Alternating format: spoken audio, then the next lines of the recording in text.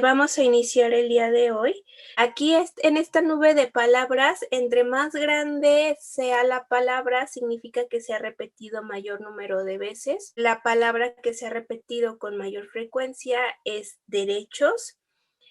Pusieron también derechos ciudadanos, un gran grupo de personas, mayoría de edad, pueblo, territorio, personas, derechos políticos. Bien, vamos a detenerlo ahí un ratito para que podamos platicar al respecto. En esta nube de palabras colocaron diferentes ideas de lo que se les viene a la mente cuando escuchan la palabra ciudadanía.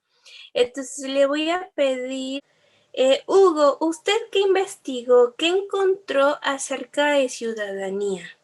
Encontré es que es una comunidad organizada que participa en asuntos de Estado, lo cual genera una relación en la sociedad en la que se vive. Eso es la ciudadanía, es lo que investigué.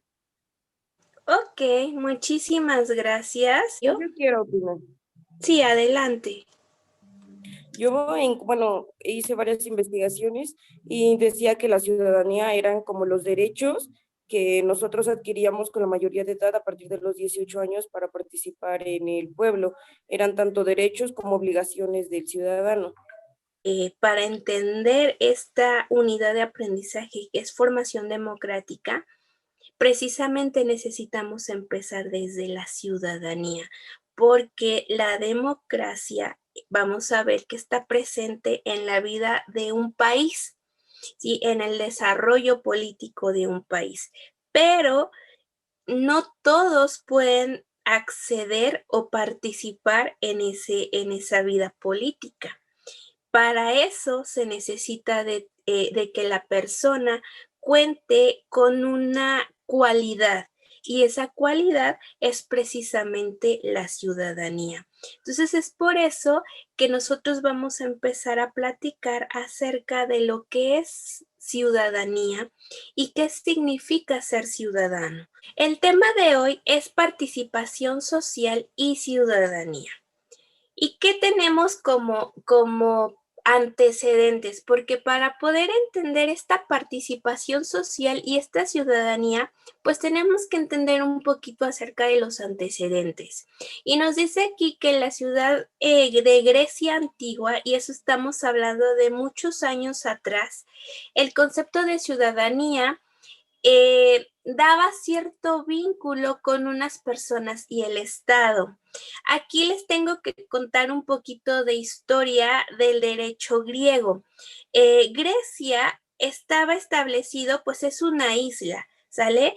Pero en ese entonces Grecia empezó a conquistar otros pueblos vecinos, y a esos pueblos vecinos conquistados les daba cierta relación con Grecia, y los griegos le decían a esos pueblos conquistados, ¿sabes qué? Tú vas a pertenecer a mi nación, tú vas a ser también parte de Grecia, pero no vas a tener todos los derechos que un griego que tiene sangre griega. O sea, tú vas a ser griego, pero por conquista, pero en realidad no vas a ser griego por sangre. Y a esos pueblos que eran conquistados, les daban cierta autonomía para que ellos se rigieran de acuerdo a sus costumbres, de acuerdo a sus tradiciones, pero sabían esos pueblos conquistados que tenían cierto compromiso hacia Grecia, y a esas ciudades se les conocía como polis griegas, y eran ciudades-estado que estaban distribuidas a lo largo del territorio conocido. Entonces, a estas polis podemos encontrar, por ejemplo, a Esparta, que eran griegos, pero estaban lejos del territorio griego. ¿Por qué? Porque era una ciudad-estado, habían sido conquistados por los griegos, ¿sale? Atenas también fue una ciudad griega, una polis griega, y ellos eran ciudadanos griegos. Entonces nos dice aquí que la ciudadanía que otorgaba Grecia otorgaba un estatus superior al resto de las personas, que a diferencia, por ejemplo, de los esclavos o de los extranjeros, que a lo mejor, porque en ese entonces había mucho mercader que viajaba de una ciudad a otra, entonces a los extranjeros y a los esclavos no se les consideraba ciudadanos y ellos no podían participar en la vida pública o en la vida política del país. Entonces, ese es uno de los primeros antecedentes de la ciudadanía. Ellos decían, bueno, si tú tienes la ciudadanía griega, se te van a otorgar ciertas libertades y derechos, pero también se te van a imponer obligaciones. Entonces, ¿cuáles eran estas libertades y derechos? En primer lugar, la posibilidad de hablar y votar en la asamblea, porque algo que tenían los griegos era precisamente que aquí comenzó a gestarse la democracia y los pobladores griegos se reunían en unos concilios de ancianos que tenían la ciudadanía griega y podían opinar y participar en la vida pública del país. Entonces, si ustedes eran considerados ciudadanos griegos, ustedes tenían la posibilidad de acudir a esas asambleas y poder votar y dar sus opiniones.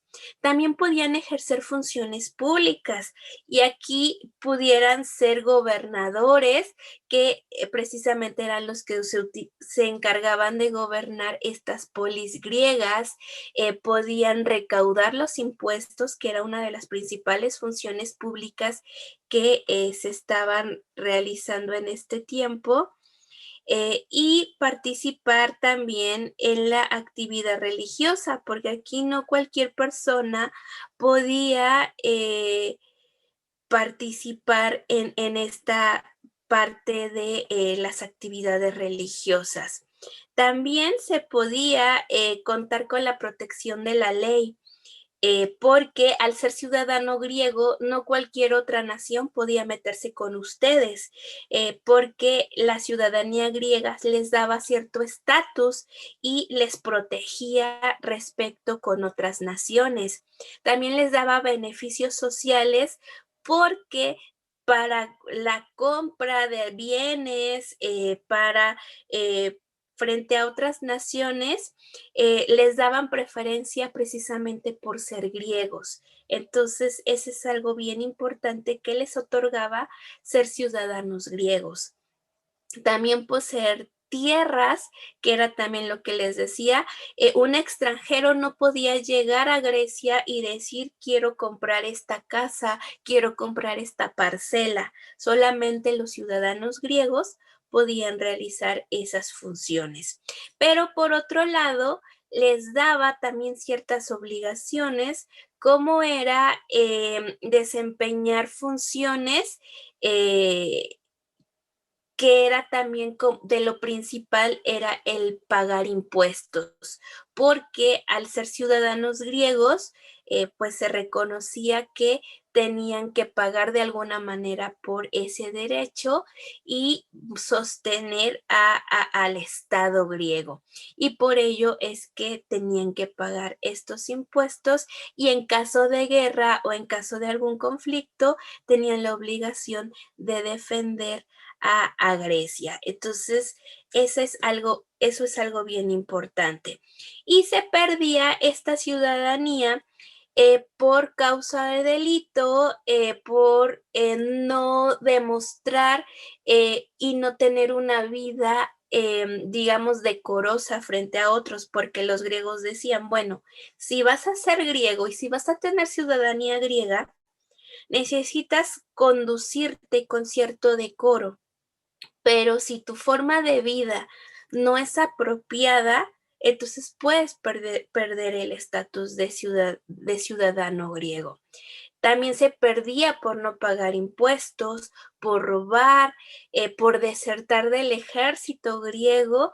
Todo eso era causa de pérdida de la ciudadanía griega. Y al perder esa ciudadanía representaba que ya no tenía ese amparo por la ley. ¿Se acuerdan que decíamos que el tener la ciudadanía griega les representaba y los amparaba frente a otras naciones? Entonces, al perder ese resguardo, esa ciudadanía, pues de alguna manera quedaba vulnerable frente a otras naciones. Entonces, esa era una situación bien importante. Ya no podía asistir al ágora, que era a estas asambleas que yo les decía, donde tenía el derecho de participar, pues obviamente va a perder ese derecho. Ya no iba a poder ser testigo en juicios porque de alguna manera ya había perdido el estatus que la ciudadanía griega se le daba y ya no tenía valor de alguna manera su palabra. Ya no podía estar en el ejército y tampoco podía participar en los servicios religiosos, ni tampoco podía hacer testamentos. Entonces podemos ver que la ciudadanía griega era algo bien importante que en ese entonces era reconocido y que muchos aspiraban a adquirir, pero lamentablemente no todos podían tener acceso. Pero a diferencia de Grecia, en Roma no era tan excluyente a la hora de definir la ciudadanía, porque si se acuerdan, Roma, en sus clases de historia, Roma pasó por 3 etapas en la vida de Roma. Empezó como una monarquía, en donde un rey gobernaba solamente el territorio romano. Posteriormente pasó a ser una república y terminó siendo un imperio. Entonces, a diferencia de la monarquía que solamente gobernaba el territorio de Roma, el imperio, o un imperio mejor dicho, se caracteriza por conquistar y extender su territorio a otras naciones. Entonces, como Roma tenía esta calidad de imperio, pues extendió su territorio y su poder a otras naciones que habían sido conquistadas. Y cuando conquistaban otras naciones, pues obviamente también agregaban a su territorio y a su poderío esas naciones. Por lo tanto, todas esas personas que habían sido conquistadas también debían adquirir esta calidad de ciudadanía. Por eso es que Roma no era tan estricto a la hora de otorgar la ciudadanía romana. Entonces aquí las ciudadanas y ciudadanos de los territorios conquistados no podían participar en las decisiones públicas, pero sí eran considerados ciudadanos romanos. Ahora, aquí había algo bien importante, porque los romanos hacían una distinción entre los que tenían sangre romana y los que eran ciudadanos romanos. Los que habían sido ciudadanos de nacimiento se les conocía como patricios, y estos patricios eran los únicos que podían participar en las decisiones políticas del país, a diferencia de los que eran ciudadanos solamente, porque un extranjero, por ejemplo, no podía participar, no tenía la ciudadanía romana, pero una persona que había sido conquistada por Roma no era patricio, sin embargo, era considerado ciudadano romano. Entonces aquí podemos ver que Roma hacía una distinción entre los que tenían sangre romana y habían nacido como romanos y los que habían sido conquistados. Ambos tenían ciudadanía romana, pero los que tenían sangre romana, que eran denominados patricios, ellos tenían cierto estatus superior respecto al resto de los ciudadanos. Y, por ejemplo, los esclavos o los que habían sido esclavos, pero compraron su libertad, o adquirieron su libertad por alguna razón, a ellos se les conocía como libertos. Ellos no tenían la ciudadanía romana, sin embargo,